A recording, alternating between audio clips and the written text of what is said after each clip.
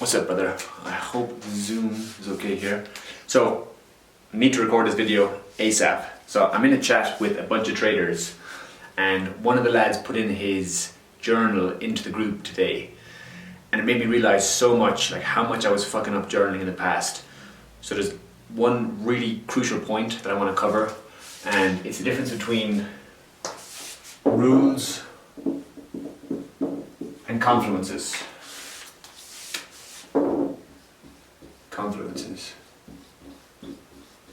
And this definition or this separation is critical, and it's going to be quick. So basically, the rules are what are there. Can you see that? Yeah, you can. The rules are what are there every single time that we take a trade. So better say, the rules must be present. So the rules must be present. And these confluences can be present. So basically our set of rules, we want to have no more, I tell my students, no more than 5, ideally 4. And it's basically this, if this then that, if price comes down to here then I will do that. Like an example of rules is I wait for an injection of liquidity and a break of structure at the beginning of a new 15-minute candle. That's your rules. Your confluences then will be, where does this trade occur? Is it at a previous session order block? Is it at an EMA level? Is it in the first hour, second hour, third hour? Basically, where did it occur? When did it occur? Etc. Doesn't have to be constant. This can be rolling. And basically, this is what we're testing with data. This is green for data. This is data.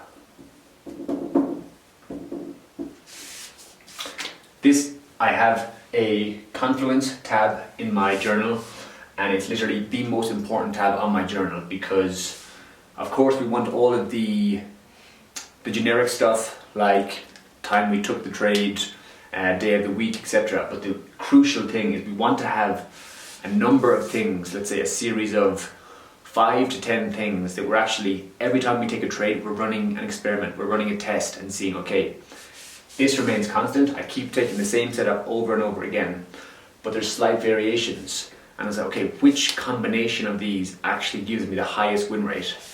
Over time, the confluences that have the highest probability can then become a rule. So the way that I do it is, after, let's say, 1 or 2 months of testing, I will look at the best performing confluence, and I literally just filter the data and see, okay, which of these, if let's say I have 5 confluences here, and I put a filter on my data. Let's say this one has a 42% win rate. This one has 54, 55, 62, and 47. I can see here, out of these confluences, this is clearly this confluence here. Imagine this, like for example, of what I did was the double break of structure increased my win rate by 15%. Therefore, I had a rule that I would take a trade at the beginning of a new 15-minute candle. That was one of my rules on my lower time frame entry. After recording the confluences, let's say coil volume at the extreme, volume into the low, inverse fair value gap, DXY confluence, double break of structure. Okay, out of everything I'm testing, this double break of structure, when paired with my rules, has the highest probability. I then switched my rules to, instead of price extend to an area has a break of structure at the beginning of a 15-minute candle, to price extends to an area has a double break of structure, and I removed at the beginning of a 15-minute candle. So basically I swapped it out because I didn't want to have too many rules, to have too many constraints. So that is confluences, and basically the confluences, and this is the critical part. We want rules and confluences, but the whole reason I started talking about this was that in the chat that I'm in, the guy sent in his journal, and the whole journal was qualitative data. And what I mean by that, it was just writing. So he was asking himself like a series of questions, like how did I do here, and then he had like 2 or 3 metrics. And it was like, was this trade a win? And just some other shite. And of course we have to track that, but that doesn't give us anything to work with. We have to have something that we're actively running a test on. So basically, if we could actually interchange this then for the data will be our quantitative, pardon me. So this is quantitative. And our rules, or what we're going to switch in here, is qualitative. So, qualitative. Big important message. We have to have both of these. If we just have one, we're shooting ourselves in the foot completely. We cannot just take trades and record afterwards, how did I feel? How are my emotions in this trade, etc. All of this is super important. We have to record that at some point, but that goes here. So for me, this is my daily report card.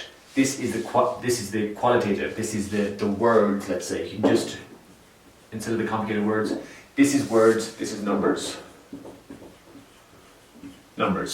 We have to have words and numbers. So for me, the way that I systemize it and make sure that I hit both is this. I use my daily report card. And again, for this, my daily report card and my data, you can use the toolkit below and make sure that you have both of these. So initially, I was just given out a journal and it was just the data side. So people were just focusing on the numbers. So then I added in the part that I use, which is the daily report card, which makes sure we actually do ask ourselves the difficult questions. Have to have both firing. So let's just say this is numbers. Every time we take a trade, we're recording numbers, variables, metrics, and then here we're going in asking about our psychology, exploring that, how are we feeling, etc. Very crucial that we have both, that we're actually optimizing from both sides. I know for me, this is all I did for years and years, and I just was shooting myself in the foot. I was recording data, I had a spreadsheet, but Jesus Christ, I never used it because, again, it was just numbers. I'm like, what am I going to do with this? I just looked at it and I felt good about it because I was recording data. It looked nice. My reds were in, my losses were in red, and my wins were in blue. We have to have confluences. If you track one thing, just track confluences, just pick.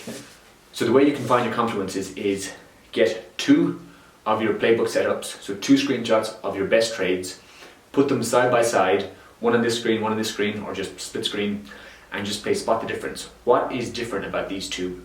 They both should have the same rules for entry, but there would be things different. This one maybe is the first trade here. This was taken in the first hour.